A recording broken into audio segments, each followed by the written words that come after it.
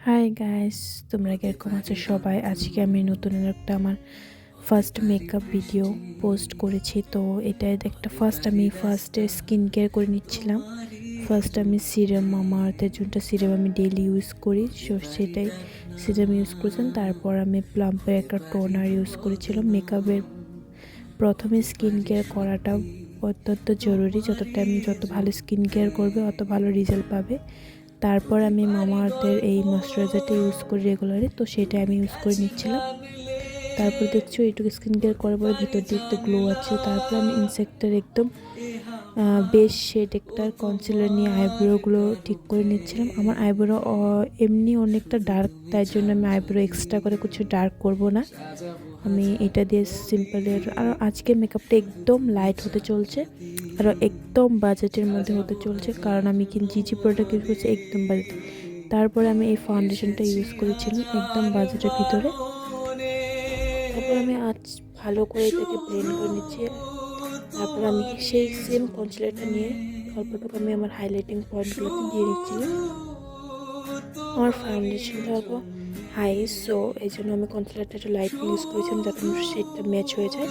তারপর আমি এই ইনসেক্টের ব্লাশটা প্রথমে আমি ক্রিম ব্রাশটা হাতে নিয়ে তারপর ড্যাব ড্যাব করে দিচ্ছিলাম, কারণ ক্রিম ব্রাশ ডাইরেক্ট দিলে অনেক পেচি দেখা যায়। তারপর আমি ব্রাশটা ভালো করে ব্লেন্ড করে নিচ্ছিলাম। ব্লেন্ড করে নিয়ে তারপর আমি প্রথমে লিপ বামটা লাগাতে ভুলে গেছিলাম, তো মাঝে আমি লিপ বামটা লাগিয়ে নিলাম।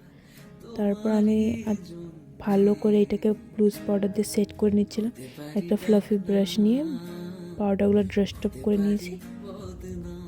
তারপর দেখতেই পারো আজকে আমার প্রথমটা ভিডিও এটা। এটার মধ্যে যদি ভালো লাগে তাহলে জরুর লাইক কমেন্ট শেয়ার করে দেবেন আর সাবস্ক্রাইব করতে ভুলবেন না। তারপর আমি এই আইব্রাশ আর এই প্যালেটটা নিয়ে একটা একদম লাইট আই মেকআপ করবো। সো আমি দেখিয়ে দিচ্ছি কোনটা কোনটা শেড আমি ইউজ করেছি। আর এইটাও একটা প্যালেট, তো এটা আইলাইনার দিয়ে নিয়েছি আমি। একদম লাইট ওয়েট, একদম লাইট মেকআপ করছি আমি। তারপর আমি হাইলাইট করে নিচ্ছি, কারণ হাইলাইটটা তো মেন। সো হাইলাইট করে নিচ্ছি। তারপরে আমি একটা ব্রাউন লিপস লাইনার নিয়ে লিপটাকে ড্র করে নেবো, আর একটা নিউড লিপস্টিক নিয়ে দুটাকে ম্যাচ করে দেবো। আমার বেশি ডার্ক লাগছিলো, তাই আমি অল্প এক্সট্রা শেড মিক্স করে একটা লিপস্টিক মেক করে নিয়েছি নিজে।